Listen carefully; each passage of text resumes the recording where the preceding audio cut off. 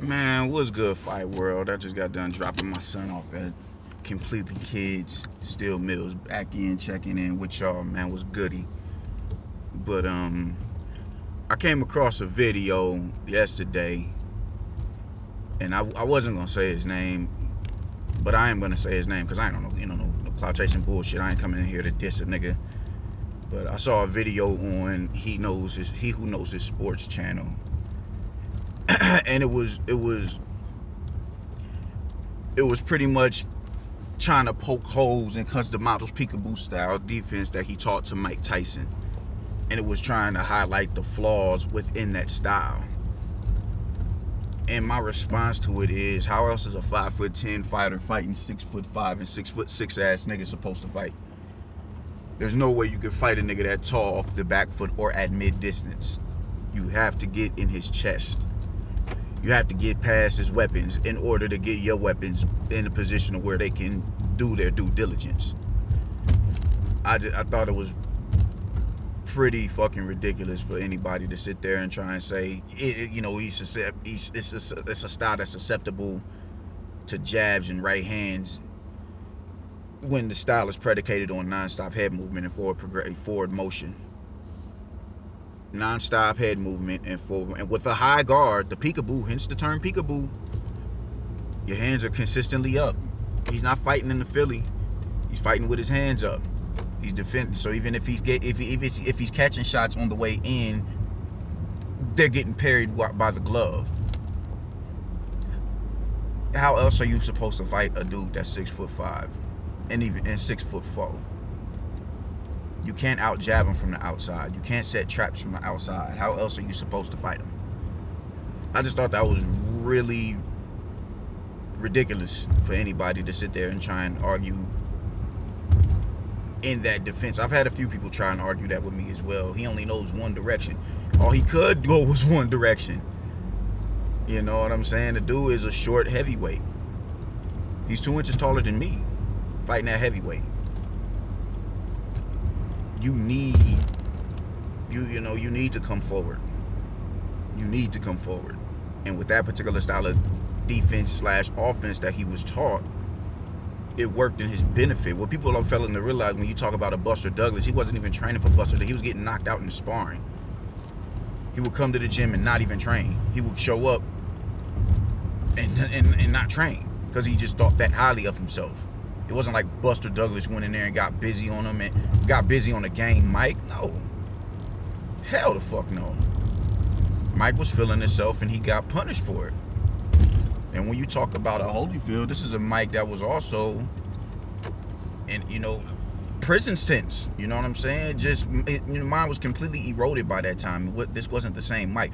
Now, like I said, Mike is my favorite fighter, but I was still like Evander Holyfield's chances against a Mike that's at his best, a Mike that beat Trevor Berbick. I would like Holyfield's chances there because both of their styles complement each other.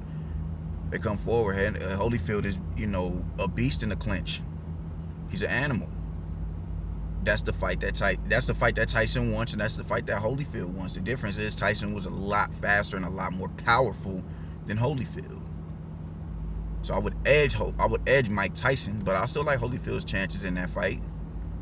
Same with Lennox. I would like Lennox's chances the same way because shit, you can't teach height and length. The nigga 6'5". Fuck. So I most definitely would like Lennox Lewis's chances against Mike Tyson. If they fight 3 times, I'm going with Mike 2 out of 3. Just that Mike is my man, and I think he was that skilled with that particular approach to defense / offense that he could beat any heavyweight. So I just think that was a ridiculous notion that all this is flawed, and it's not flawed. And keep shit 100. No style is flawless. A lot of people look at the Philly Shell as a flawless style because of who Floyd is and how Floyd used it, how sharp he was with using that defensive approach. Not everybody can use that style. There's people who get hit a lot using that style. Teofimo got hit a lot against Nakatani because his hands were so low in the Philly. So no style is flawless. This is boxing. This is fighting. You're going to get hit regardless.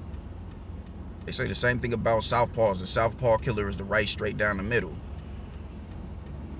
Like conventional fighters don't be getting cracked in they shit. Come on, man. Or southpaw is a conventional fighter's worst nightmare because we don't see too many southpaws. Which, you know, but shit, southpaws get crashed too. So you can't sit here and denigrate Mike's or Cuz D'Amato's defensive approach on Mike Tyson or with Mike Tyson because who he fought at the stage that he fought them in their career. Now, you know, I'm not trying to disregard Mike's losses or whatever the case may be because he still lost. And I think even a prime Mike would possibly lose to Holyfield and Lennox Lewis, even though I would pick Mike to win in his prime. But people don't unpack the situation in totality. They just see Mike and all he lost, and that's just what it was. And it's layers to it. So I just thought that was a real ridiculous notion, and people are running with it. You can't be 5'10" and fight off the back foot or at mid distance with dudes who are 6 and 7 inches taller than you. You're already at a disadvantage. So you're gonna put yourself that much more at a disadvantage fighting a nigga off the back foot who can hit you from clear across the ring. That makes no sense. That makes zero sense. Oh shit, it's slick as a motherfucker over here. Yeah, that makes zero sense, man. And I don't understand how people just, you know, I don't know, man. Sometimes the people who are analyzing shit just, nah, man. I don't want to.